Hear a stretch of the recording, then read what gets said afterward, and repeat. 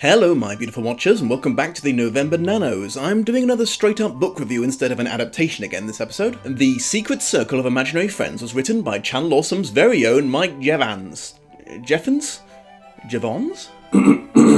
Jevons. Ah yes, thank you. Jevon. You prick.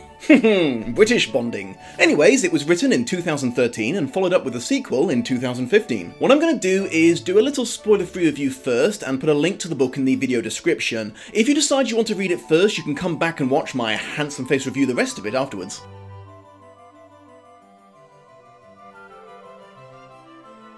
Okay, basic synopsis: a young man called Simon, all of 12 years old, starts to notice suspicious activity in his 7-year-old little sister. She appears to be talking to someone at night when no one else is around, then he sees her walking off into the nearby woods all on her lonesome. After several failed attempts to find out what the crack is, Simon discovers the Secret Circle of Imaginary Friends. A group of humanoid monsters capable of extreme feats of strength and other abilities have been contacting the children of the town and leading them out into a clearing in the woods at night to play games. As you would expect, Simon is a tad suspicious of this, and he turns out to be completely right. The imaginary friends do indeed hide a sinister purpose, and it falls to Simon and the other children to stop them. If that sounds intriguing, the book is easily accessible on Amazon and Kindle. I shall wait here for your return.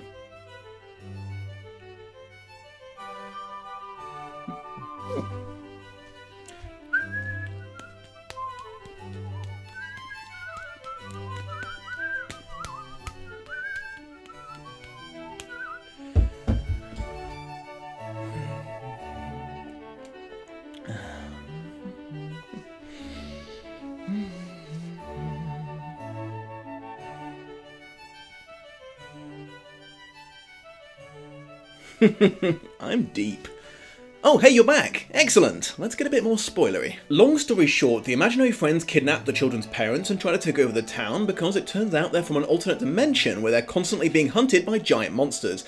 The kids fight back and stage a rescue mission into their dimension, retrieve their parents, and then destroy the bridge between the worlds. While reading this, I was convinced, and this is one of the first things I asked him when I met him in person, that Mike does not have any younger siblings because the main character is far too protective of his younger sister for a boy his age. If I'd seen my little brother wandering off into the dark woods back when I was 12, I would have been like, bye-bye, have fun. Remember, if you see any bears, go right up to them. They're super friendly. It's the same with wolves. You can pet them with no consequences.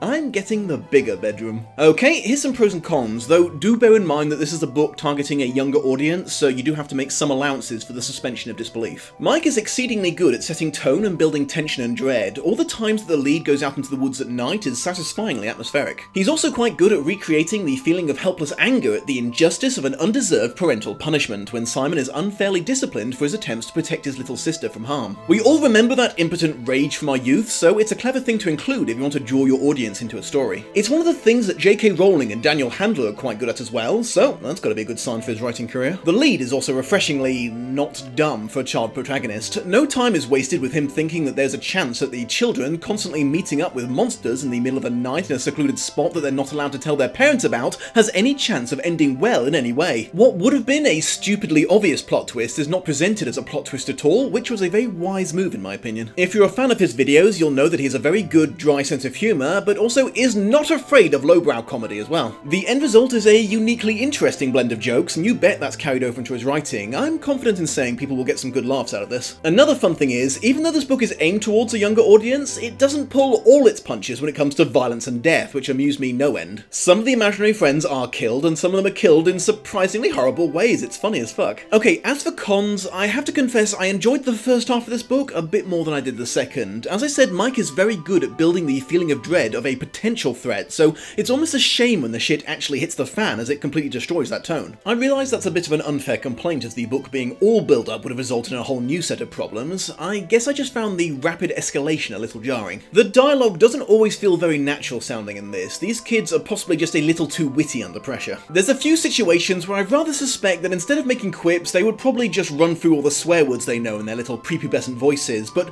that sort of thing's always a bit of a trade-off. If the dialogue in a book is too natural, it actually doesn't read very well, something I came across in the works of Tom Clancy. Another issue is, in the last few chapters, he falls into a trap I sometimes notice with new writers. There's probably an official name for it that I don't know because I'm just a guy with a camera and not a real book critic, but basically what happens is he stops writing a book and starts describing a movie. What I mean by that is, there stops being any inclusion of the thoughts and feelings of the lead character. It's just a description of what happens and who says what and when, so what you're getting is the same amount of insight as if someone were attempting to recite the events of a film you haven't seen to you. The problem is, being inside the head of the main character is kind of what makes a book better than a film 9 times out of 10. Despite these things, I'd still definitely say this is a pretty amazing book for a first-time writer, and I'm not just saying that because I know the guy, I really did enjoy it. Which brings me to my final point of this episode. Currently Mike is attempting to raise funds for the publication of his new book called Viral. It's the fictional story of a YouTuber who goes viral and the effect that that has on his life. So basically it's about a guy like me and Mike, but much more successful. I'd like to make a personal request that y'all go and check this campaign out because I really want to read this book. Do this for me, my beautiful watchers. Peace.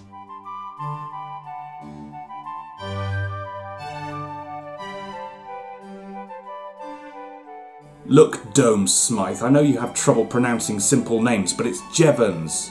You, Dome? Or a Prike? Look, Dome, I'm not going to be the Anastasia Steele to your Christian Grey. You treat me nice! You prick. You're a prick.